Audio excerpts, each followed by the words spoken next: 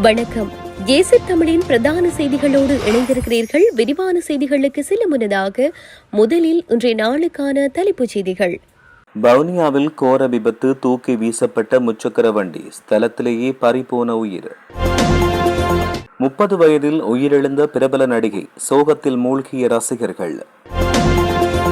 திருமண மண்டபத்துக்குள் நுழைந்த வெறிநாய், அலறி ஓடிய விருந்தினர்கள், 60 பேருக்கு நேர்ந்த கதி. மசாஜ் நிலையம் என்ற போர்வையில் விபச்சார விடுதி, கைது செய்யப்பட்ட பெண்கள். பிரபல பாடசாலைக்குள் நுழைந்து மாணவர்களுக்கு கொலை மிரட்டல், மாம்பழத்தால் வந்த வினை. அண்ணன் அன்னிக்கு தம்பி நிகழ்த்திய கொடூரம், தன்னைத்தானே வெட்டி சிதைத்து நாடகம். தொடர்பென விரிவான செய்திகள். வவுனியா திருநாவற்குளம் பகுதியில் இன்று காலை இடம்பெற்ற கோர விபத்தில் ஒருவர் உயிரிழந்ததோடு மற்றொருவர் காயமடைந்த நிலையில் மருத்துவமனையில் அனுமதிக்கப்பட்டுள்ளார். இன்று முற்பகல் 10:45 மணியளவில் திருநாவற்குளம் பகுதியில் உள்ள பாதுகாப்பற்ற ரயில் கடவையை முச்சக்கர வண்டி ஒன்று கடக்க முயன்ற போது ரயிலுடன் மோதி விபத்து இடம்பெற்றது. கொழும்பிலிருந்து யாழ்ப்பாணம் நோக்கி பயணித்த கடுகதி ரயிலுடன் முச்சக்கர வண்டி மோதி தூக்கி வீசப்பட்டது. விபத்தில் முச்சக்கர வண்டியின் சாரதி சம்பவ இடத்தில் உயிரிழந்தார். இவரின் சடலம் தற்போது வவுனியா பொது வைத்தியசாலையில் வைக்கப்பட்டுள்ளதாக தெரிவிக்கப்பட்டுள்ளது. திரையுலகம் மிகவும் பிரபல்யமான நடிகையும் சமூக வலைத்தள நட்சத்திரமான திவ்யங்கா ஜிரோஹி தன்னுடைய 30வது வயதில் உயிரிழந்த தகவல் ஒட்டுமொத்த ரசிகர்களையும் அதிர்ச்சியில் ஆழ்த்தியுள்ளது. உத்தரப்பிரதேச மாநிலம் புலன்ஸ்கா நகரில் பிறந்தவர் இவர். காசியாபாத்தில் வசித்து வந்தார். தனது அபாரமான நடிப்பு மற்றும் நடன திறமையால் குறுகிய காலத்தில் கரியான்வி இசைத்துறையில் தனக்கென்று ஒரு தனியிடத்தை பிடித்தவர். கடந்த செவ்வாய்க்கிழமை திவ்யங்காவுக்கு திடீரென்று உடல்நலக்குறைவு ஏற்பட்டு உடனடியாக மருத்துவமனைக்கு கொண்டு செல்லப்பட்டார். மருத்துவமனைக்கு கொண்டு செல்லும் வழியில் அவர் உயிரிழந்ததாக அவரை பரிசோதித்த மருத்துவர்கள் தெரிவித்தனர். இந்தியாவின் உத்தரப்பிரதேச மாநிலம் பதாவுன் பகுதியில் உள்ள திருமண மண்டபம் ஒன்றில் மணப்பெண்ணின் விடைபெறும் நிகழ்வின் போது வெறிநாய் ஒன்று புகுந்து சராமரியாக கடித்ததில் திருமணத்துக்கு வந்த விருந்தினர்கள் 60க்கும் மேற்பட்டோர் காயமடைந்தனர். இந்த சம்பவம் அந்த பகுதியில் பெரும் பீதியையும் குழப்பத்தையும் ஏற்படுத்தியுள்ளது. பௌசல்யே போலீஸ் நிலைய எல்லைக்குட்பட்ட பில்சி வீதியில் உள்ள அபிநந்தன் திருமண மண்டபத்தில் கடந்த திங்களன்று இந்த சம்பவம் இடம்பெற்றது. மண்டபத்துக்குள் நுழைந்த நாய் அங்குள்ளவர்களை கண்மூடித்தனமாக தாக்க தொடங்கியது. திடீரென்று நடந்த இந்த சம்பவத்தால் திருமண மண்டபத்தில் நெரிசல் ஏற்பட்டது. பெண்கள், குழந்தைகள் அலறியடித்துக் கொண்டு பாதுகாப்பான இடங்களை நோக்கி ஓடிய போது சிலர் கீழே விழுந்து காயமடைந்ததாகவும் தெரிவிக்கப்பட்டுள்ளது.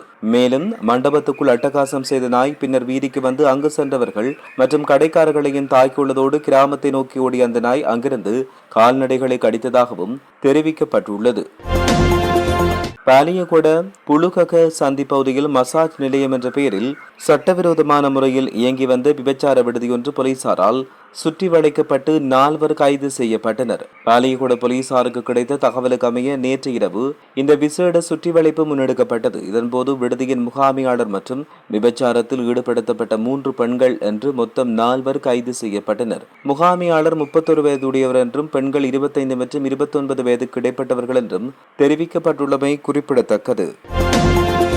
பன்னிப்பட்டிய பகுதியில் உள்ள ஒரு பிரபலமான பாடசாலையின் சுவரை தாண்டி குதித்து சட்டவிரோதமாக நுழைந்த நபர் 2 உயர்தர மாணவர்களின் கழுத்தில் கூர்மையான ஆயுதத்தை வைத்து மிரட்டியதாக கொட்டாவ போலீசார் தெரிவித்தனர். இவ்வாண்டு உயர்தர தேர்வுக்கு தயாராகி வரும் ஒரு மாணவர் குழு பாடசாலை மைதானத்தின் ஓரத்தில் இருந்த ஒரு மாமரத்திலிருந்து மாம்பழங்களை பறித்துக் கொண்டனர். இளைஞனை விரட்டிய மாணவர் குழு இதன்போது அருகிலுள்ள வீட்டிலிருந்து ஒரு இளைஞன் அங்கு வந்து மாணவர்களை திட்டியதாகவும் அதைத் தொடர்ந்து மாணவர் குழு அந்த இளைஞனை விரட்டிவிட்டு பள்ளிக்குள் நுழைந்ததாகவும் பாடசாலை பிரதி முதல்வர் அளித்த புகாரில் கூறப்பட்டுள்ளது. பின்னர் மாணவர்கள் குழு பாடசாலைக்குள் இருந்தபோது பள்ளியின் சுவரை தாண்டி குதித்து பள்ளிக்குள் நுழைந்த சந்தேக நபர் 2 மாணவர்களை பிடித்து கத்தி போன்ற கூர்மையான ஆயுதத்தை அவர்களின் கழுத்தில் வைத்து கொலை செய்வதாக மிரட்டியதாக கொட்டாம போலீசார் தெரிவித்தனர். மதுரை மாவட்டம் உசிலம்பட்டியில் அண்ணன் அண்ணியை தம்பியொருவர் வெட்டி படுகொலை செய்த சம்பவம் பெரும் அதிர்ச்சியை ஏற்படுத்தியுள்ளது. மதுரை மாவட்டம் உசிலம்பட்டி அருகே கீரிப்பட்டியைச் சேர்ந்த தம்பதி ஆந்திராவில் வீடெடுத்து தங்கி முறுக்கு வியாபாரம் செய்து வந்தனர். தேர்தலில் வாக்களிப்பதற்காக சில நாட்களுக்கு முன்னர் ஆந்திராவில் இருந்து மதுரைக்கு வந்தனர். இதையறிந்த பழனியின் தம்பி மது போதையில் கையில் அரிவாளுடன் அண்ணன் வீட்டுக்கு வந்து தகராறில் ஈடுபட்டார். இந்நிலையில் அப்போது ஏற்பட்ட வாக்குவாதத்தில் வீட்டில் இருந்த அவரின் அண்ணியை சராமாரியாக வெட்டினார். அவரின் அண்ணன் பழனியை வெட்டி படுகொலை செய்துள்ளார். அதன்பின் ஆத்திரமடங்காத சுப்பிரமணி தன்னுடைய கால் மற்றும் தலைப்பகுதிகள் தனக்குத்தானே வெட்டி அவரும் அந்த பகுதியில் சுருண்டு விழுந்தார். தகவல் அறிந்து விரைந்து வந்த உசிலம்பட்டி தாலுகா போலீஸ் நிலைய போலீசார் படுகொலை செய்யப்பட்ட கணவன் மனைவி இருவரின் உடல்களையும் மீட்டு உடல் கூற்று ஆய்வுக்காக உசிலம்பட்டி அரசு மருத்துவமனைக்கு அனுப்பி வைத்தனர். விசாரணைகளில் இரட்டை கொலைக்கான காரணம் தெரிய வந்தது. பழனிக்கும் அவரின் தம்பி சுப்பிரமணிக்கும் இடையில் குடும்ப சொத்தை பிரிப்பதில் அண்ணன் தம்பிக்கிடையில் அடிக்கடி சண்டை ஏற்பட்டு வந்தது. இதில் ஏற்பட்ட ஆத்திரத்தில் மது அருந்தி வந்து இருவரையும் வெட்டி கொலை செய்துள்ளதாக போலீசார் தெரிவித்தனர். அமெரிக்க டாலர் 22.9 மில்லியன் கடனை செலுத்த வேண்டியிருந்த ஒரு நாட்டுக்கு கடன் தவணையாக திரைசீரியால் செலுத்தப்பட்ட 2.5 மில்லியன் டாலர் தொகை கணனி ஹேக்கர் ஒருவருக்கு சென்றுள்ளது. நேற்று இடம்பெற்ற அமைச்சரவை தீர்மானங்களை அறிவிக்கின்ற ஊடகவியலாளர் சந்திப்பில் இது தொடர்பாக ஊடகவியலாளர்கள் கேள்வி எழுப்பினர். அதற்கு பதிலளித்த அமைச்சரவை பேச்சாளர் அமைச்சர் வைத்திய நலிந்த ஜேதிஸ் இது தொடர்பான விடயங்களை உள்ளடக்கி சபாநாயகருக்கு கடிதம் ஒன்றை சமர்ப்பித்துள்ளதாக குறிப்பிட்டார். அதற்கமைய இது குறித்து ஆராய்ந்து விசாரணை முன்னெடுப்பதா இல்லையா என்பது குறித்து சபாநாயகர் தீர்மானம் எடுப்பார் என்றும் அவர் இதன்போது குறிப்பிட்டார். இலங்கை பெட்ரோலிய கூட்டுத்தாபனம் டீசல் ஏற்றிய மற்றொரு கப்பல் ஏப்ரல் 27 நாட்டை வந்தடைய உள்ளதாக அறிவிக்கப்பட்டுள்ளது. இதுகுறித்து தகவல் வெளியிட்டுள்ள கூட்டுத்தாபனத்தினுடைய பணிப்பாளர் நாயகம் மயூர நெத்திக்குமாரகே இந்த கப்பலில் 9500 மெட்ரிக் டன் டீசல் கொண்டுவரப்பட உள்ளதாகவும் தெரிவித்துள்ளார்.